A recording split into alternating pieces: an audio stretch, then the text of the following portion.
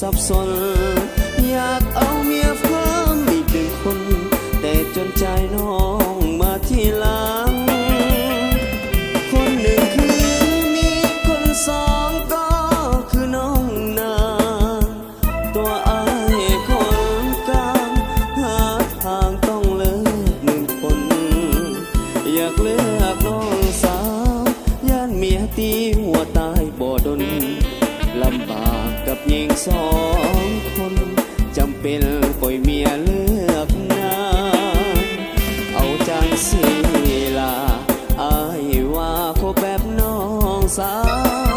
ยันเป็นเรื่องเป็นราวน้องสาวอย่าได้กดขืนเตือนใจตัวเองเกรงใจน้ำเมียอยู่เหือนสองเฮานั้นเปรียบเสมือนหักเท่าฟ้าแต่ว่าข้ามี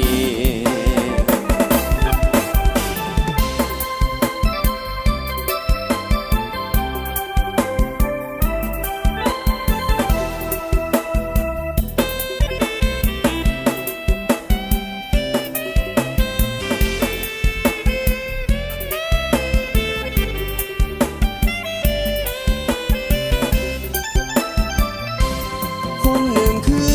มีคนสองก็คือน้องนาตัวอ้ายคนกลางหาทางต้องเลิกหนึ่งคนอยากเลือกน้องสาวย่านเมียตีหัวตายบ่ดนลำบากกับหญิงสองคนจำเป็นปล่อยเมียเลือกนาเอาจังสิลาอายว่าคบแบบน้องสาว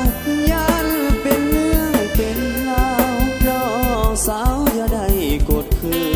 นเตือนใจตัวเองเกรงใจน้ำเมียอยู่เหือน